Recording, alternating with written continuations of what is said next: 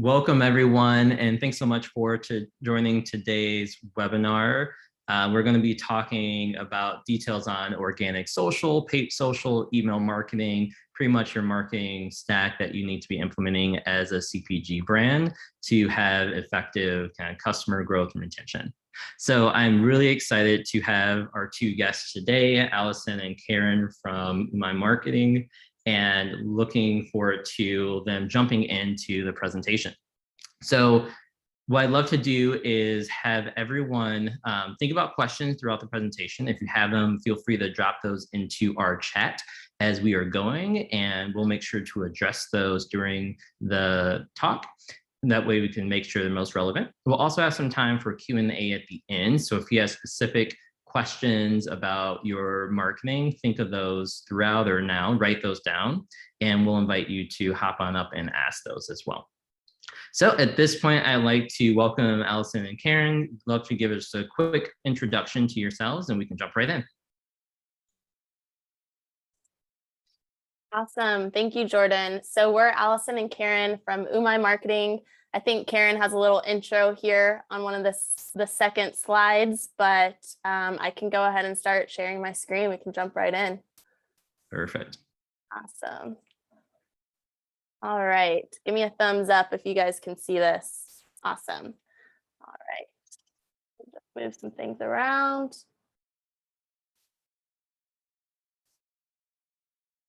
Okay, so thank you, Jordan, and hello, everyone. We are so excited to be a part of the Food Bevy community and hopefully get to know more of you all. So today, we're going to be covering how CPG brands can market their businesses through this especially pivotal time in the marketing industry. We went through a pandemic, and now we're going through all of the privacy changes coming from Apple. So we're going to show you how you can continue to grow your brand on the digital front using our tried and true Core 3 system. Plus, we're going to share some Apple iOS 15 tips on how to pivot with these new updates. So first up, we'll be showing you how to harness the power of organic social to connect with your audiences. So please feel free, like Jordan said, to comment in the chat as questions come to mind, and we should save some time at the end to get everything answered. So without further ado, Karin, please take it away. Hello, everyone. Thanks, Alison. As she mentioned, I'm Karin. This is Alison. We're the co-founders of Umai Marketing. We're a boutique Austin-based digital marketing agency that provides services and education to help grow CPG brands. We focus, and Alison just mentioned it, on what we call the Core 3, which includes organic social, paid social, and email marketing to grow brands digitally. We understand how daunting social can be and digital marketing can be, especially when you're working all hours of the day, running all aspects of your business. But we're here to tell you it's absolutely possible to just spend less time with your digital marketing by avoiding shiny object syndrome when you're still a smaller brand and focusing on these Core 3 levers of organic, social, paid social, and email marketing. And then, of course, once you have the means, the funds to pull other levers as well. And we're going to dive into more detail on certain aspects of organic, paid, and email. We can't cover everything in this hour during this presentation. And first up is organic social. So let's talk about how you can show up on social to share your brand story. All right, so we hear it time and time again. And so I know some of you are founders of your brand, some of you are employees at a brand, but we hear it from founders all the time that they're scared, they're nervous, they're intimidated, they're paralyzed. The list goes on to just show up in front on camera for their brand. And we just want to tell you you're not alone. So you can raise your hand if you've ever been nervous to show face on social. Utilizing video content to better connect with your audience is just a powerful and effective way to grow your community and brand on social. Consumers are expecting transparency nowadays, whether that's in your behind the scenes content for your brand or your sourcing or your day in the life as an entrepreneur or an employee at your company, etc. And people don't buy the products you create, they buy the stories you tell. And the stories that you tell come alive in the way that you do the creative. Richa is right on, of course, because building your brand starts with storytelling. And since we're talking about showing up on social, we can focus on short form video content in this presentation in the form of reels, which can be repurposed for TikTok as well. And I want to first go over some of the technicalities because we don't want the fear of doing it wrong stop you from doing it at all. And we bet it's a lot simpler than you may think. So first up is lighting. Simply find a comfy spot next to a window with natural indirect light and face the window for optimal lighting. And you don't need any studio lighting equipment here. Of course, if you want to buy a ring light, buy a ring light. And you don't need a fancy video camera to film your videos either. Simply record with your phone. So here are some tips. Film vertically, since this is generally how people view video content on social. Film in selfie mode so you can see how you look when you record. And please, please, please wipe the camera clean with your t-shirt or a cloth before you start filming. This is one of the biggest things that you can do to make photos and videos a little bit more clean on social, because your finger smudges the camera when you're handling it. And so when you start recording, it just reduces the picture and video quality immensely. And lastly, make sure your phone is on a steady surface. So if you want, you can buy a really affordable phone tripod so you can just be hands-free anywhere. And there's some that have ring lights attached to them as well. So super easy, versatile, film where you want. And no mic needed, of course. You're probably going to put audio over it anyways for your reels. And when creating reels, it's much easier to create videos in batches. Of course, you don't have to, but when you're on a roll, it's much easier to crank content out all at once. So just a tip when you're doing this, if you're a founder or if you're just a CPG marketer, don't trust the drafts feature in Instagram ever. Always save video that you create to your phone. And you got to work smarter, not harder. And I'm sure that you've seen video content out there, reels out there, and asked yourself, how on earth did they make that? And it's just with apps. So some of our favorite video editing apps are the Splice app, InShot app, Adobe Rush, and you can use Canva as well. Splice is definitely one of our favorite video editing apps. We'll talk about it all the time. We share tutorials about it all the time. And I believe there's a free trial where you can take it for a spin if you want to try it out, because this is the app we use for all of our reel creation. You can add audio here, you can remove audio, you can slow down, speed up video, rearrange video, shorten clips, anything you want to do with your video with basic video editing, you can do that in Reels. It's really intuitive, and I believe if you have the time to play around with it, you'll be pleased with its capabilities. And the next one is the teleprompter app. So you don't have to ever memorize your lines. Reels are fun, you're the director, producer, actor for your reels. So the more you write down to prepare for filming, the easier it's going to be.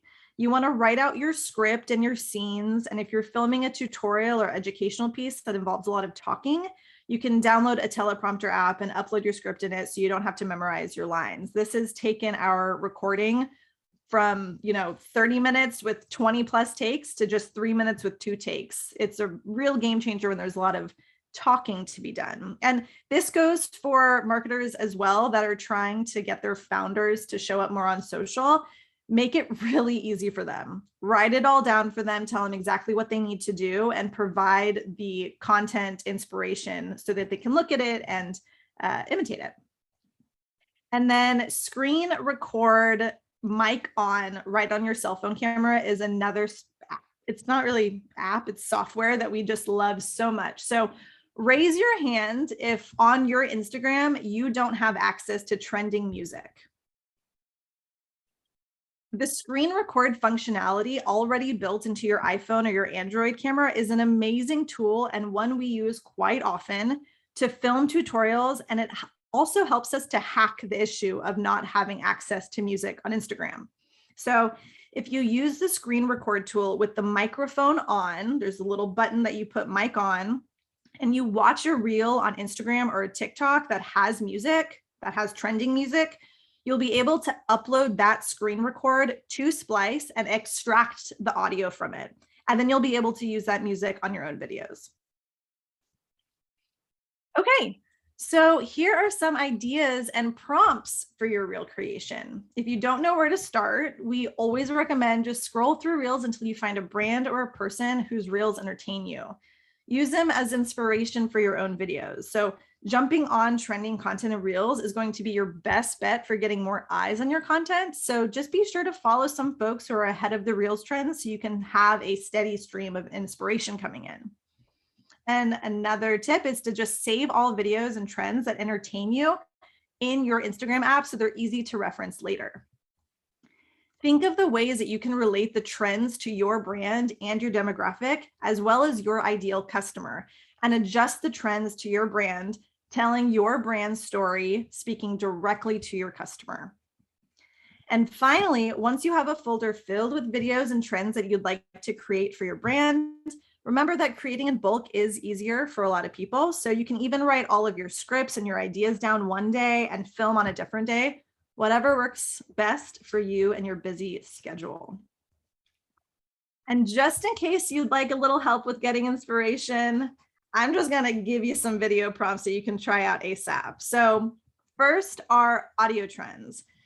One can be you just pointing to different parts of the screen and adding text on the video where you're pointing to the beat of a trending song.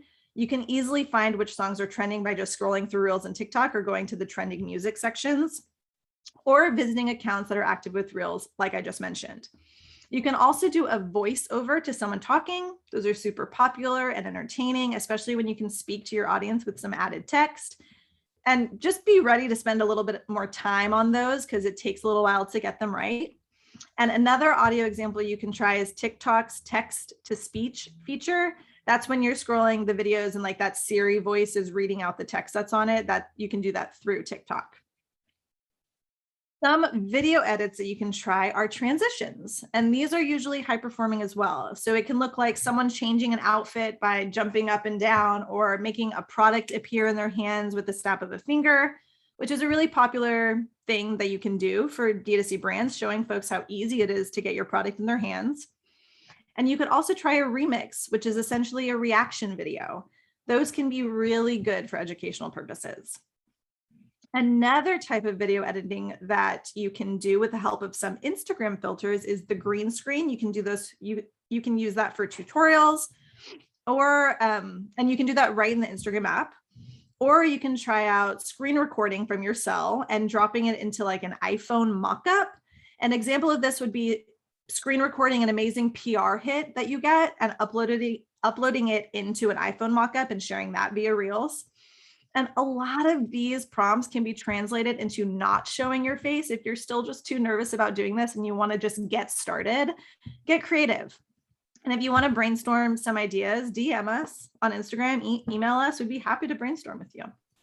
Karin, so question around this. I know a lot of founders are really intimidated around not knowing how to do the trends. Like, are there any accounts that you follow or people who show like a behind the scenes of like how to do like the transitions videos or people jumping the clothes or something like that?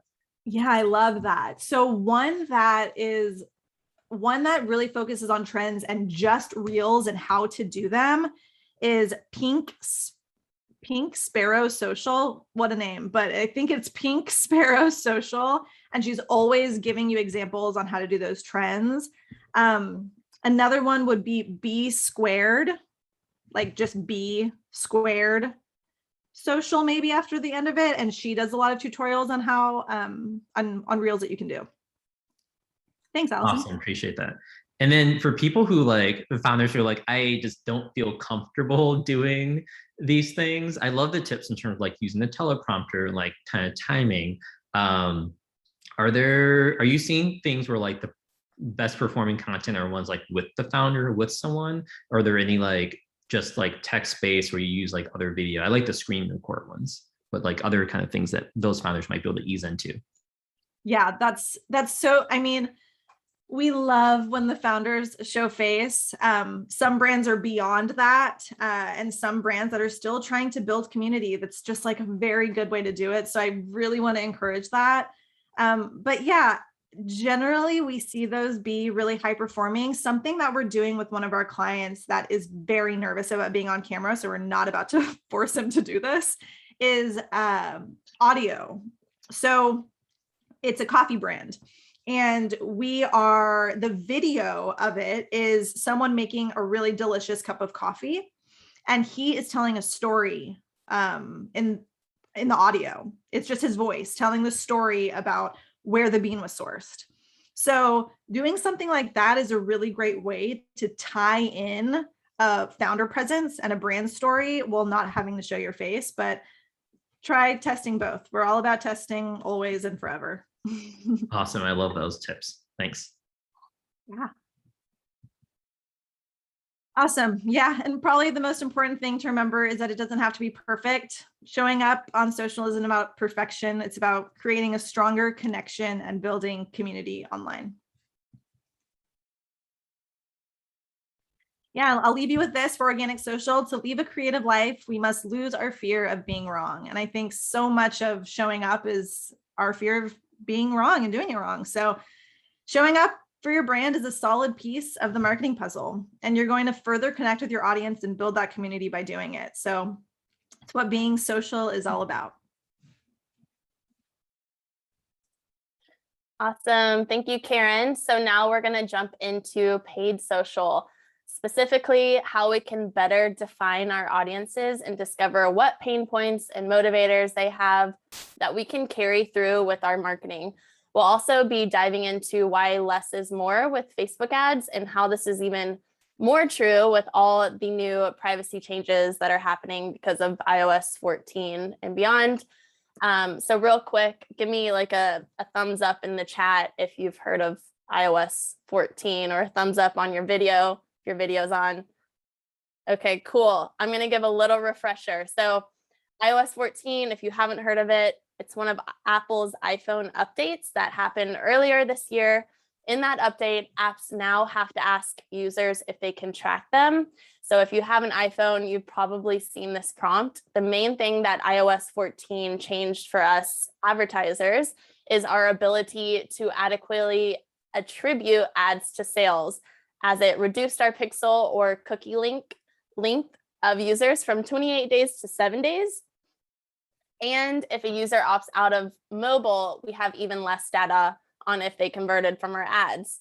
There's a bit more to this story. So if anyone is interested in knowing more, please just email us and I will send you our 6-page iOS 14 knowledge bomb doc for you to read if you're interested in that sort of thing. So step one of profitable ad campaigns, and one I think brands, even the big ones, often overlook, is to research. So let's look into the initial research that you need to do before you ever think about running a campaign. And if you've already launched your campaigns, no worries. This is something that you can and should revisit time and time again and really dig in deeper and deeper into your core customer. So our first step in researching is to define our core ideal customer. Your ideal customer is your main buyer, that specific person who would absolutely love and be a huge advocate of your brand. You need to define this person to the absolute T. So how we can do this is we create what is called a customer avatar, and we ask ourselves questions like, what is my core customer's age? What is their name? Are they female or male or non-binary? What is their job? How much money do they make? Where do they shop? What are their favorite pastimes, et cetera, et cetera. So this example here on my screen is just a brief snippet for you, but your customer avatar document should be much longer to clearly define your avatar. If you need a customer avatar template, again, just email us or put your email in the chat and we'll send you our template that you can use. Okay, so now we're going to get into defining this customer. For example, say you're a performance supplement brand, you probably know that your core customer is also extremely interested in working out, but that's not enough. Yeah, that's fine. Oh, I thought there was a question. That's not enough just to think, okay, my customer likes to work out. You have to dive deeper and know that that customer if they like to swim, or if they're a Pilates person, or maybe it's weightlifting. So the more you can define your core avatar and spend some time here, the better you'll do at not only targeting them through Facebook and Instagram and TikTok's audience targeting options, but also relating to them and building that trust with your ad creatives and copy. So doing the research and digging in like this is going to help you determine your core customers' internal why, meaning the actual reason they want to buy your product. You'll know about their loves, their hates, and then use that information in your copy and creatives to build that trust and to drive sales. And I will say this is not just helpful for advertising. It's important to know and hone in on that core customer to speak to them correctly throughout all of your marketing efforts. Okay, so more on how we actually can define this person, how we know all these points of data about this person. I will say a lot of times us CPG brand owners create a product because we noticed a hole in the industry. And so you created that product to fill the hole, right? Like you built that product for yourself.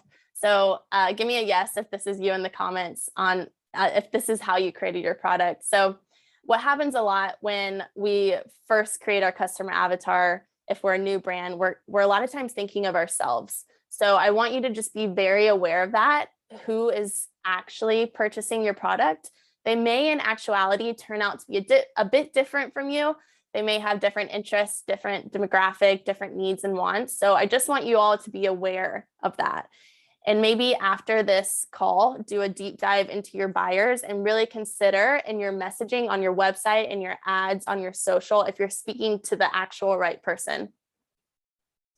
Okay, so defining this person, we can do this through existing customer data. So if you have a Facebook pixel installed on your website, this is going to collect your web traffic and customer information. And you can view some now limited information because of iOS 14, but you can view some information about these people's interests and demographics, their location through Facebook's Insight tool. If you have Google Analytics installed, you'll be able to also learn more about this person as well. This also, and getting that Facebook pixel installed also warms up our Facebook pixel that if you're not running ads yet, that when you are ready to start running ads, Facebook has already collected all this information on your store visitors, and it's going to better help you run more optimized targeting and retargeting campaigns when you're ready. So before you even decide to start running ads, like do this yesterday, make sure you have a Facebook and Google Pixel installed on your site. So another way that you can define this person is using your email provider like MailChimp or Klaviyo and sort your email lists by your purchasers. You don't want to sort it by all your leads because some of them will never buy from you. Sort it by purchasers.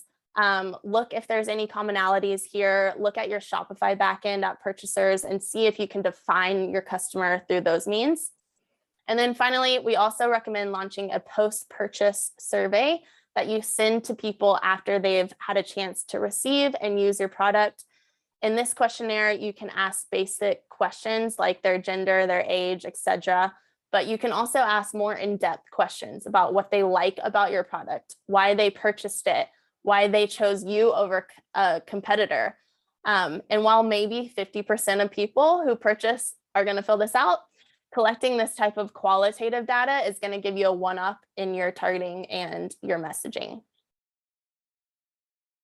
Okay, the next step of the research process is to dive even deeper into those internal whys behind your customers' reasoning for buying or not buying your product. And we can do this by creating another little worksheet. We call it our benefits and barrier worksheet, where you're diving in and discovering how your product can help and benefit your core customer, and also the barriers to why they maybe wouldn't buy your product. And it's just as important to know those barriers as well as your product benefits. So you can see we simply create a worksheet with 2 columns. You can easily do this practice on your own in a Google Doc. And we're talking in this practice, we're talking about one of our clients who launched a new product for toddlers. And basically it was the first of its kind in the market. So you can see on our benefit side, we're listing product benefits, value propositions, why our core customer a mother would buy this product. And then on the other side, we're addressing those pain points of why someone would have drawbacks in buying the product. So a lot of times it's price point. When we have these high quality ingredient type of products, we see price point as a barrier generally with advertising. But think of some other reasons why someone would hesitate to purchase your product. So you can see in our example, we know many toddlers can be picky eaters, so we address that in this column. We solve for that through our ads. So both of these columns address what to say and to get across in your creatives and copy, and really overall marketing strategy to help your customer overcome any drawbacks or hesitations on buying. Okay, the next step of our initial research is building out competitor brands list. And this helps us understand what our competitors are doing with their creatives and copy. So we can easily find competitor brands by simply going to the biggest brand in your space's Instagram, then click on the follow button. And then Instagram is going to pop up all suggested brands to follow who are similar to that main brand. So you'll want to just create a Google Doc or a Google Sheet and start listing out all of these brands that you're finding through Instagram, list out their IG handles, list out their websites, and any other relevant information. It's really important for us to know exactly who your competitors are, big and small, and keep a tab on what they're doing. And then the final step we'll talk about is spying on that list of competitors that you've just built out. We like to spy on them through the Facebook ads library. So you can see what the ads library looks like here. It is a gold mine of information. So to spy on your competitors, go to facebook.com/ads/library and start typing in your competitors that you've built out in the search bar to see their ads. And you'll actually get to see every single ad campaign that they're running on Facebook and Instagram. So what we want to look for the most part is their creatives, their copy, and where they're sending people by clicking on the ads call to action button. So actually going to the URL they're sending people to. And a lot of times we're looking at some of the biggest brands in your space and we're learning from them because they most likely have spent thousands, if not millions of dollars testing and finding what is resonating with the audience that you're also trying to target and what's getting the most conversion. So we're going to use what bigger brands, those big guys, have been testing and spending money on and get inspired and just get started on the right track quickly. So again, look at their creatives. Ask yourself, are they mostly video or are they still imagery? What ratio of each are they using? Are they using user-generated content, testimonials? Are they highly designed creatives or are they more educational? Look at the copy. What pain points are they addressing and solving for in the copy? Are they offering discounts? Are they using long or short copy? And then finally, click on each of the ads and get taken to where they're sending people when they click on the ad. Are they sending to a product collection page? Are they sending to a particular product? A lot of times brands have 1 to 2 products that make up 80% of their sales, and they'll use the other products as simply upsells or cross sells, meaning they're sending most of their traffic to 1 or 2 products, and that's going to be 80% of their sales. So take note on that as well. Are they using a landing page? Look at everything that you can and take note on wherever you're storing your competitor brand's information. So all of this paired with all the other research steps we went through, it's going to give you a huge advantage against others in your space. Okay, and before we move to the next section, I just wanted to highlight this quote from the famous salesman Zig Ziglar. He says, "Stop selling, start helping." This is a great reminder that our entire job as marketers and business owners isn't to sell. It is our job, but the way we go about selling is basically building that trust in our customers by solving their problems and their pain points through our marketing and discovering how we can improve their overall quality of life, even if it's through sharing our better for you, delicious snacks and beverages. And that's why that research we just went through, getting to know your customer deeply, is so important. And so coming from a place of helping your customer and building that trust is how we want you to think when putting together your campaigns, your creatives, your copy, and any other messaging through your marketing. Okay. Sorry if I'm rushing. We have a lot to cover. So we talked about the research you need to do before launching a campaign. Let's close this out with the most important part of your campaigns, your creatives, the most fun part as well. So creatives matter most, but why? Because we need to catch the user's eye. We need to relate to them. We need to stop their scroll when they're scrolling through their Instagram feed. We need to entertain them and establish that trust with our audience. And we can do that through creatives. So we're going to talk through some of our favorite creatives that are top converting right now. So before we get into them, you'll notice with all of the creatives that we're about to share that they are all super native, meaning they look like something you would see a friend or an influencer post on social media organically. And that's a big takeaway for ads, to make your creatives seem really natural looking, like they fit in naturally in the user's Instagram or Facebook feed. And that's even better for us CPG founders or small marketing teams, because more native creatives mean that you don't have to pay the big bucks for a major video production to be competitive with your ads. So actually the ones that look like they were filmed on an iPhone from a friend or family member are often the higher performing. The number one top converting ad creative is UGC. This stands for user generated content, meaning when someone posts organically about your brand. So if someone posts about your brand and tags you in it, that's considered UGC. So anytime someone posts about you, definitely send them a DM, send them a personal message, thanking them for their post, and then ask them for permission to use it in an ad. You have to ask and get written permission from this person before advertising. Do this in order to protect your brand. So UGC works really well as an ad because first, it's really native, and it also is building that social proof that people like your consumers are using your product. So this can be a video, this can be a static post or picture that they tagged you in, or you can even compile multiple pieces of UGC and make your own video or slideshow or carousel ad. Next, we have testimonials. You can see in this example, we are using a video testimonial from a customer and also adding some text overlay to really drive that message and trust home. And the greatest part, your customers are doing the work for you. So just like that post-purchase survey we talked about earlier, a great way to get more testimonials for your brand is to send an automated email to people after they've purchased from you and they've had time to actually use your product, and ask them for feedback. You can offer a gift or a discount in exchange to help obtain more photos or video testimonials.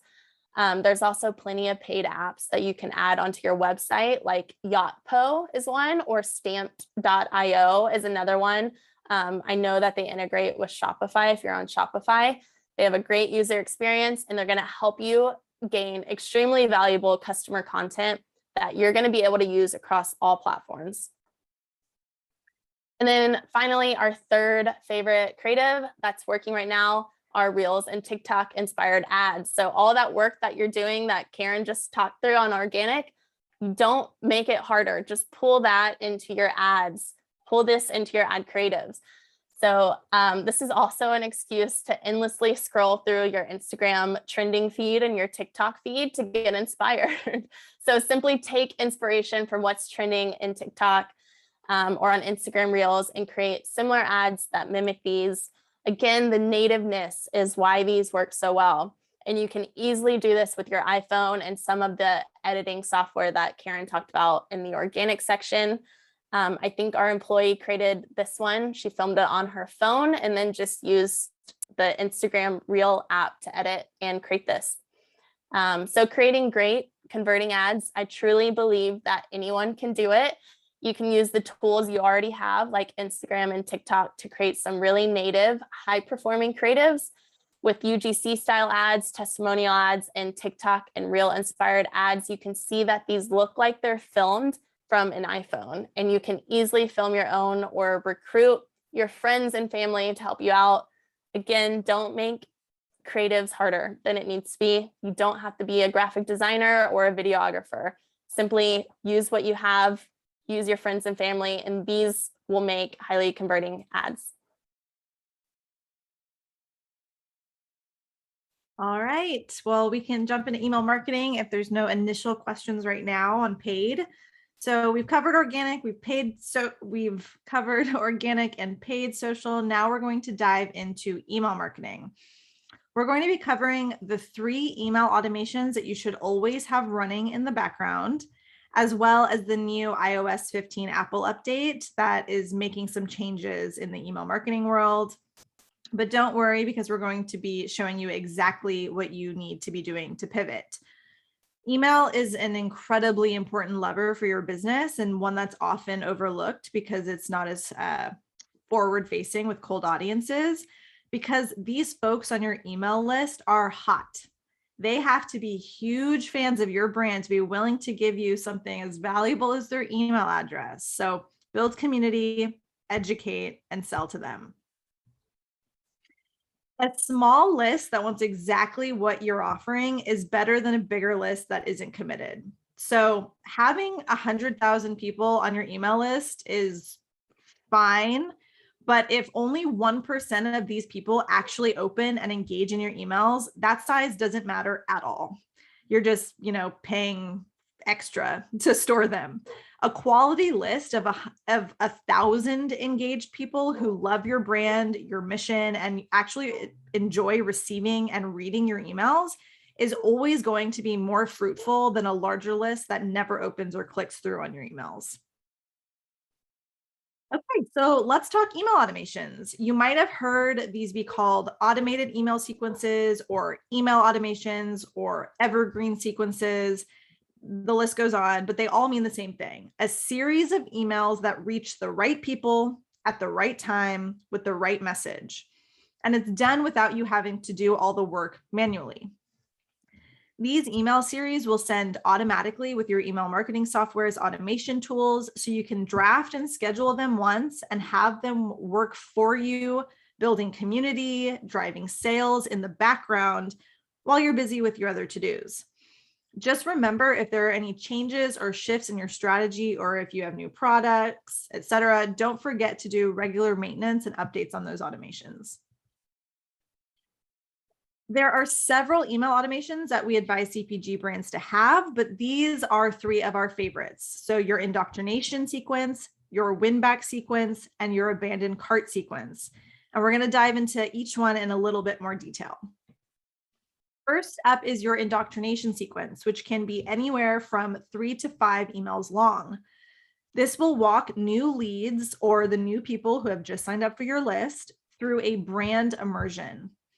These emails are going to detail who you are, why you created your product or service, what the benefits are, and what problems you're solving with your product. So here's an example of what your indoctrination sequence could look like. Email 1 could be a note from the founder stating the why behind your brand and product. Email 2 can be more on your mission and your product benefits. What problems are you solving for? And email 3, you can provide value here, aka a reason for them to purchase or purchase more. This could look like recipes to try or education on why your product is better than the competition. Next up is your win-back email. So how long does it take for someone to consume or use your product? Has it been a long time since someone has last purchased from you? You can and should set up an automation email sequence to ping the customer when it's time to order again. Remember, it's much easier to get someone to purchase again than to purchase for the first time. So these win-back automations can be great revenue drivers. You can use just a simple reminder like, hey, we've missed you, or sweeten the deal with a small discount to get them to purchase again. Like use code MISSYOU for 10% off your next order, like in that example. The third email automation that we're going to be covering is your abandoned cart email. This fires off when someone adds one of your products to their cart but doesn't go through with the purchase. These are extremely important automated reminders that increases conversions for your site. We always want to assume that something happened that blocked the user from buying, not that they just changed their mind. So we need to remind them that their cart is waiting for them. For these, we generally send 1 to 3 emails, and we want to send fairly soon after the cart is abandoned. A lot of times at the 1 to 2 hour mark, then you can send a second email at the 12-hour mark, and then you can send an email at the 24-hour mark. Timing is super important here. So we recommend testing this to see what results in the highest conversion rates for your brand. If you're using Shopify, they have this automatic abandoned cart email that you can spruce up with your brand colors and copy. You can see the example there. Or you can create your own with your email client to have full design control. The choice is yours. You're looking for an abandoned cart conversion rate of over 10%. It's really important to make sure and review your analytics on this abandoned cart email to make sure that it's generating some revenue for you. If you're seeing 0 sales come in from your abandoned cart, but see that 20 plus emails were sent, it's time to tweak your email so that we can try increasing that conversion rate. That could look like a change to subject line or even offering a small discount, but really those subject lines are so important here. So testing that out would be a great first step. Karin, quick question on that. When you're doing tests of your flows, are you doing so by doing like an A/B test of like some of the sends, or are you completely replacing it and then measuring it? How are you going about that process? Yeah, so I wouldn't say having a completely different design. One of the biggest barriers is just getting somebody to open your email. So the subject line and the preview line are going to be so crucial to test, just to get somebody to open it, then to click through.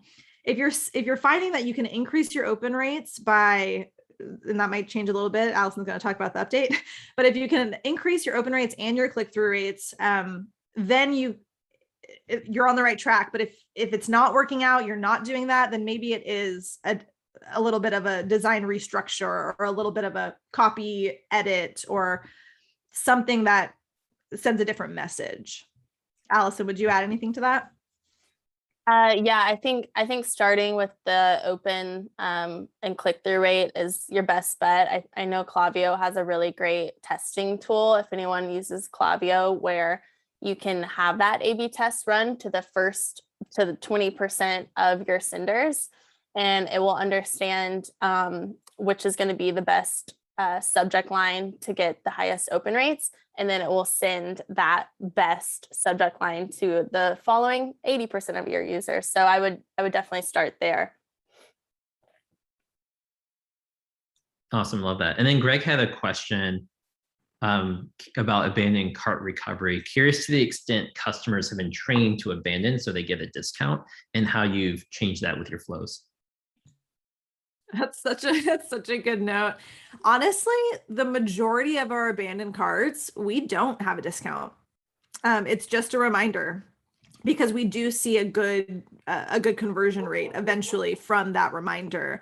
But if it is from abandoning the cart, it's likely that it could be like their first purchase. So if you match the discount offer to that welcome offer that you give them, then, get the sale, and they'll purchase in full the next time, and you'll have a longer customer retention rate there. But it's a good note, but just not one that we've had a lot of struggles against.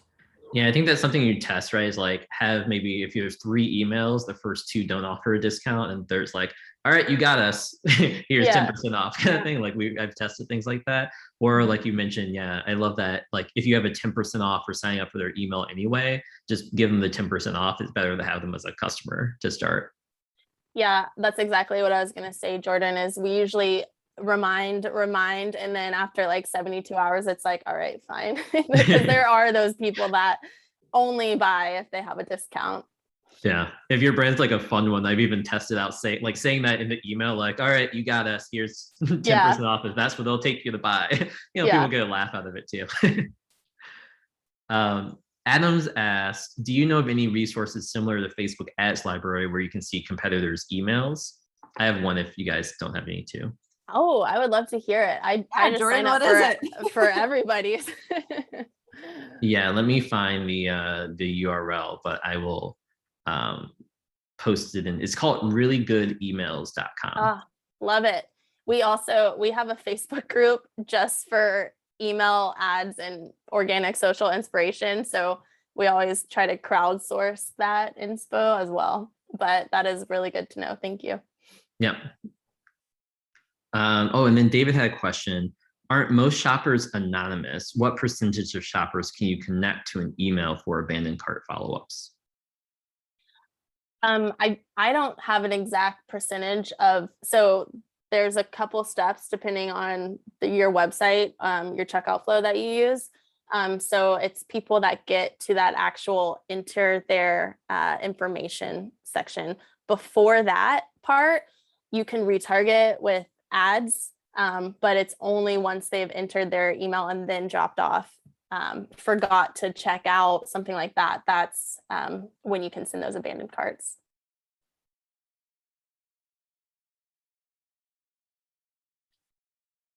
Jordan, you're muted. Yep. So Shopify does allow you to, like, if someone enters their information but doesn't check out, that's one platform that does it if most people are using Shopify. Awesome. So let's go into the updates. Okay, I gotta talk about all the fun iOS updates. So iOS 15, give me a thumbs up or something in the chat if you've heard about iOS 15, the new Apple update. It was just recently released. Okay, we're going to talk about it.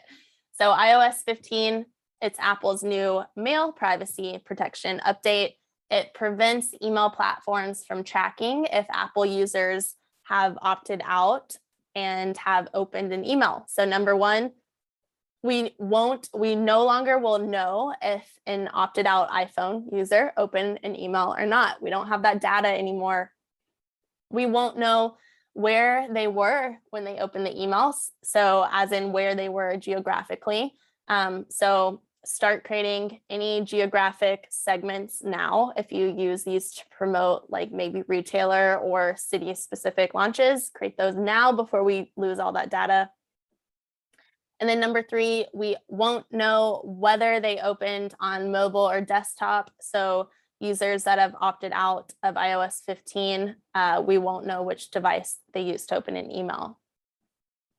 So do you know, Alison, when the transition to iOS 15 happened? It's happening now. I believe it was, I think it was this month. Maybe like September, like end of September or something. I've read September 26th. I did not see it until a couple weeks ago in my phone. So Adams has it on his phone now. Yeah. If you love marketing, stay opted in. Don't opt out. But yes, iOS 15 is it's gonna impact your email open rates. It's gonna impact your current audience segments as well as your ability to A/B test those subject lines. Because if users opted out, you won't be able to clearly see which subject line is generating the highest opens. So again, this happened either late last month or this month. I think it's slowly rolling out. It's going to continue to roll out through the end of the year, but don't fret. This only affects your audiences that have iPhones. So generally about 50% of your audience, depending on your brand, are going to be iPhone users, and they're going to slowly be accepting and upgrading to iOS 15. So there is still time to do what we're about to talk about, to get set up for success for iOS 15. So here's what you need to do now to be in the best place for this update. You need to clean your list. So clean out those never going to engage, never going to buy folks to help make sure your emails are getting delivered to the right people into the right inbox. Since we won't be able to see a clear view of our opens in the near future, it's important to clean out unengaged leads now while your engagement data is fresh and accurate. Make sure you're tracking click-through rates. If you haven't tracked click-through rates for your past emails, go ahead and pull that data and start tracking that now, as click-through rate will most likely become your main key performance metric moving forward.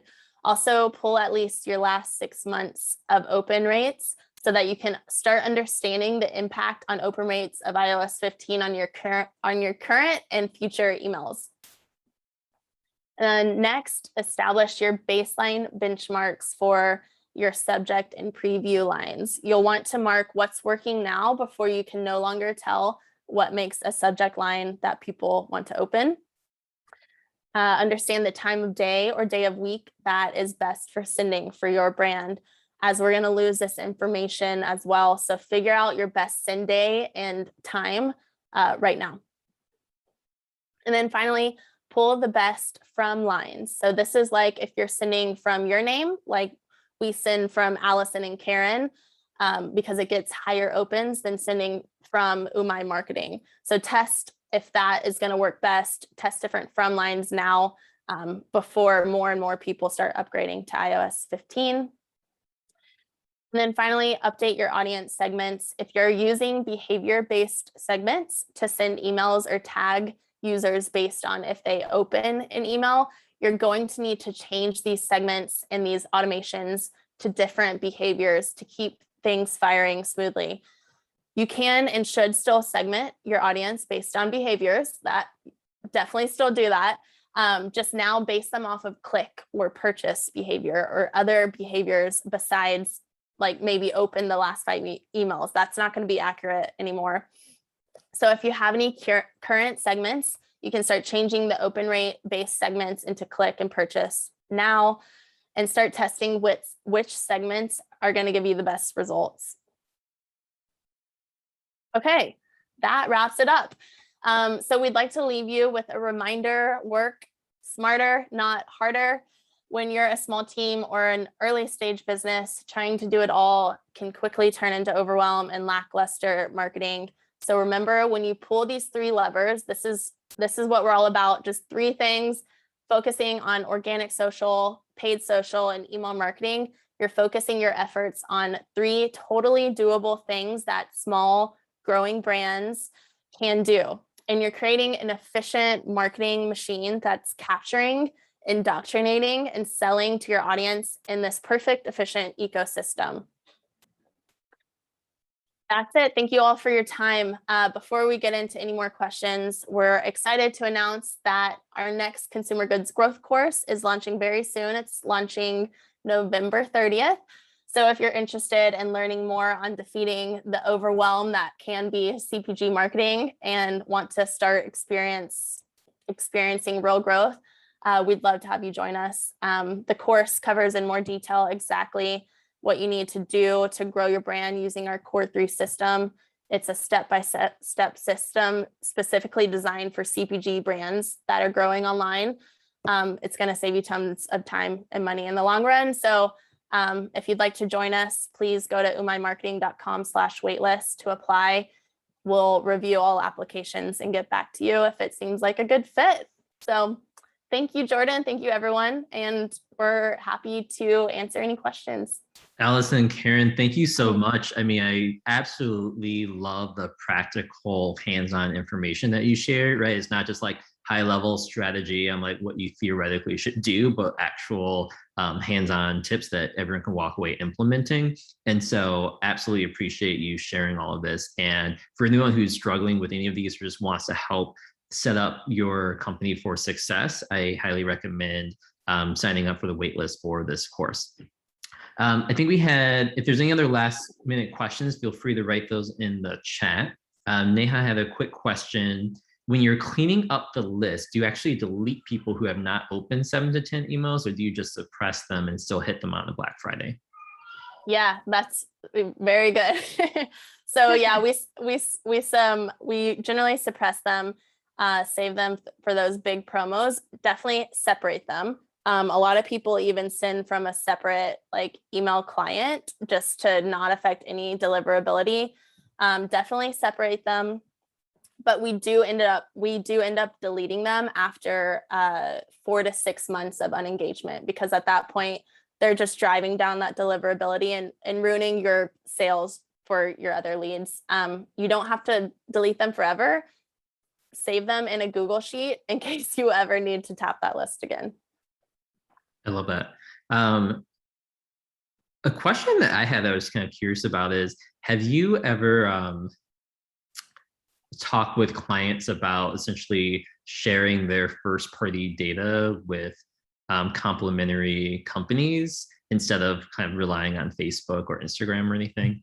And I know I've kind of heard some murmurings of companies, you know, someone's selling like pasta sauce and someone else is selling organic pasta or something, you know, they probably have a similar customer base, but essentially kind of brands getting together and sharing their first party data with, you know, adding that your terms of service and privacy agreements and all that.